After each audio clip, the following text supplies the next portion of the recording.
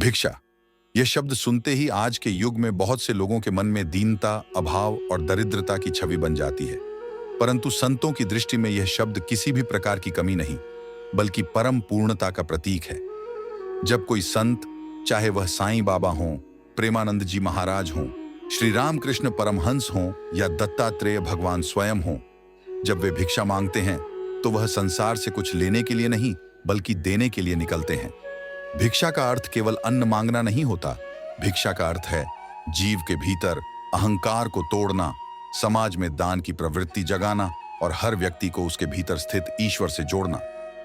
साईं बाबा जब शिरडी की गलियों में निकलकर भिक्षा दे मां, भिक्षा दे बहन कहते थे, तो वह उस महिला या व्यक्ति से केवल भोजन नहीं लेते थे, बल्कि उनके घर में प्रवेश करते ही उस स्थान की नकारात्मक ऊर्जा को सकारात्मक बना देते थे।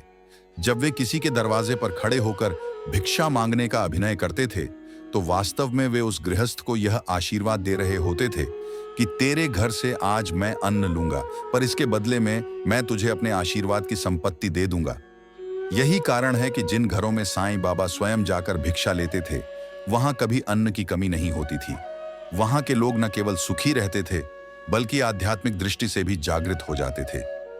प्रेमानंद जी महाराज के जीवन में भी यही रहस्य देखा गया। जब वे आज के समय में हर प्रकार से समृद्ध होने के बावजूद भिक्षा मांगते हैं, तो लोग सोचते हैं कि इतने समृद्ध संत को क्या आवश्यकता है।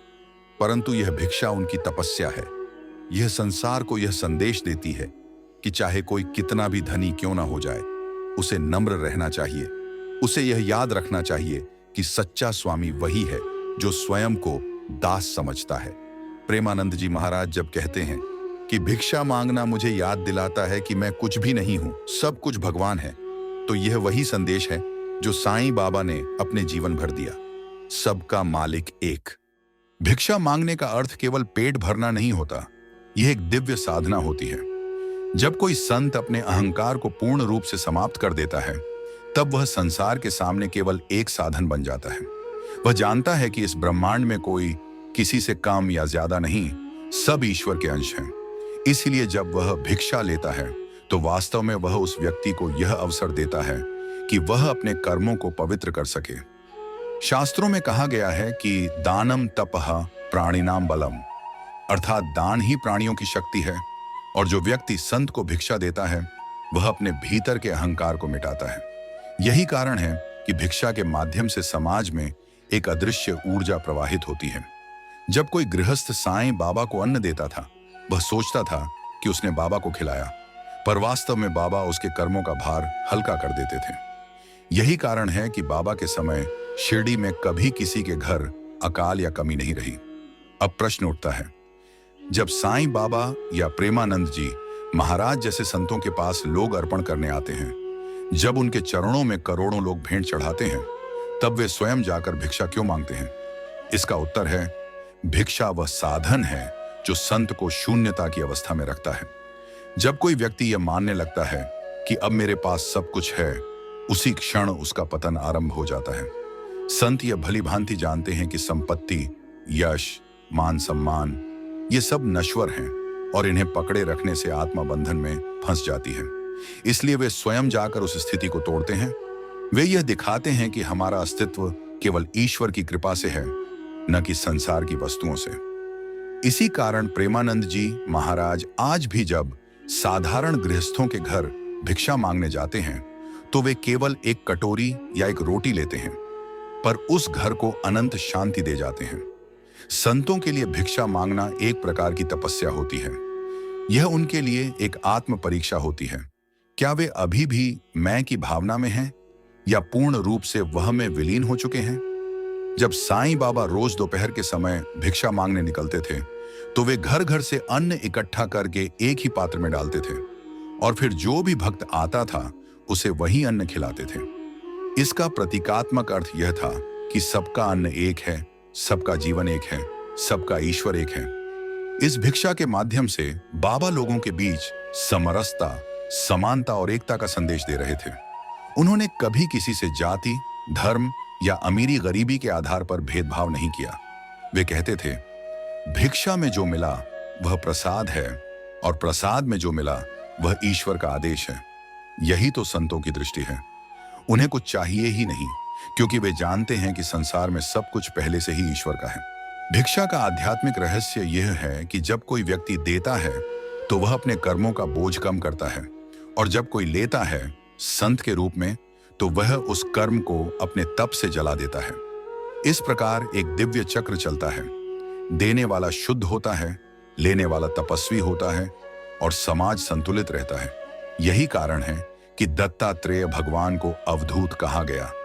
उन्होंने 24 गुरुओं से ज्ञान लिया, जिनमें एक भिक्षुक भी था। इसका अर्थ यह था कि सच्चा ज्ञानी वही है जो सबके द्वार पर जाकर सीखता है, सबसे ग्रहण करता है, और कभी यह नहीं मानता कि उसे सब पता है। यही भावना साईं बाबा में दिखती थी। वे कहते थे, जो कुछ मैं कहता हूं वह ईश्वर के आदेश से कहता हूं, मेरा अपना कुछ नहीं। भिक्षा को केवल सामाजिक दृष्टि से देखने पर उसका अर्थ सीमित रह जाता है, परंतु संतों की दृष्टि से यह एक गहन ध्यान है। जब वे किसी के द्वार पर जाकर झोली फैलाते हैं तो वे उस क्षण स्वयं को पूर्ण शून्य बना लेते हैं। उस समय उनमें कोई मांगने वाला नहीं रहता, केवल ईश्वर की इच्छा चल रही होती है। यही कारण है कि जब बाबा कहते थे, भिक्षा दे मां, तो वह शब्द उस महिला के हृदय को कंपा देता था। कई महिलाओं ने स्वयं बताया कि जब बाबा उनके घर आते थे तो एक दिव्य शांति पूरे घर में फैल जाती थी। किसी को रोग होता था तो ठीक हो जाता था, किसी का मन उदास होता तो प्रसन्न हो जाता। यह सब उनके भिक्षा लेने के भाव की शक्ति थी। प्रेमानंद जी महाराज ने भी एक बार कहा था, भिक्षा लेने वाला वही बन सकता है जो देने वाला पहले बन चुका हो। इसका अर्थ यह है कि जिसने भीतर से सब कुछ अर्पण कर दिया हो वही बाहरी रूप में झोली फैला सकता है। क्योंकि भिक्षा मांगने का अर्थ यह नहीं कि आपके पास कुछ नहीं है, बल्कि यह कि आपके पास सब कुछ है, पर आप उसे अपना नहीं मानते। यही संतों की परिपूर्णता है। वे संसार में रहते हैं पर संसार उनमें नहीं रहता। आज के युग में जब लोग सेल्फ मेड होने का गर्व करते हैं, तब भिक्षा मांगने वाला संत यह सिखाता है कि स्वयं कुछ भी नहीं, सब कुछ उसी का है। यह शिक्षा इस युग के लिए अत्यंत आवश्यक है, क्योंकि आज का मनुष्य अहंकार में जी रहा है। उसे लगता है कि उसने सब कुछ अपने प्रयास से पाया है, परंतु जब कोई संत उस अहंकार के दरवाजे पर जाकर भिक्षा मांगता है तो वह दरवाजा खुल जाता है और भीतर से विनम्रता झलकने लगती है। यही कारण है कि इतिहास में जितने भी महान संत हुए, चाहे वह बुद्ध हों जिन्होंने अपने भिक्षा पात्र से ही जीवन चलाया, या महावीर हों जिन्होंने भिक्षा लेकर आत्म कल्याण किया, या साईं बाबा जिन्होंने भिक्षा को अपना धर्म बनाया, सभी ने यह दिखाया कि भिक्षा लेना कोई लाचारी नहीं, बल्कि ईश्वर के प्रति पूर्ण समर्पण का प्रतीक है। इसलिए जब प्रेमानंद जी महाराज जैसे संत आज भी भिक्षा मांगते हैं तो वे किसी से कुछ लेने नहीं जा रहे, बल्कि उस व्यक्ति को अवसर दे रहे हैं कि वह अपने जीवन में पुण्य कमाए, अपने भीतर ईश्वर का प्रकाश जगाए। यह संसार के लिए शिक्षा है कि धनवान वही नहीं जो बहुत कुछ रखता है, बल्कि वही जो देने की क्षमता रखता है। और देने की सच्ची भावना तभी आती है जब हम स्वयं को शून्य मानते हैं। यही कारण है कि साईं बाबा ने कहा, जिसका कुछ नहीं उसका मैं हूं। भिक्षा का रहस्य यह नहीं कि बाबा को अन्न चाहिए, बल्कि यह कि उन्हें भक्त का हृदय चाहिए। उन्हें भक्ति चाहिए, प्रेम चाहिए, समर्पण चाहिए। इसलिए जब वे किसी से कहते थे भिक्षा दे, तो वास्तव में वे यह कहते थे, अपना मन दे, अपना अहंकार दे, अपना प्रेम दे। यही भिक्षा का दिव्य अर्थ है। और यही कारण है कि जो लोग साईं बाबा को भिक्षा देते थे, उन्हें लगता था कि उन्होंने अन्न दिया, पर वास्तव में उन्होंने अपने भीतर की करुणा को जगाया। यही तो संतों की लीला है। वे लेने के बहाने हमें देने की शिक्षा देते हैं। और अंत में यही कहा जा सकता है कि भिक्षा संतों की एक दिव्य साधना है।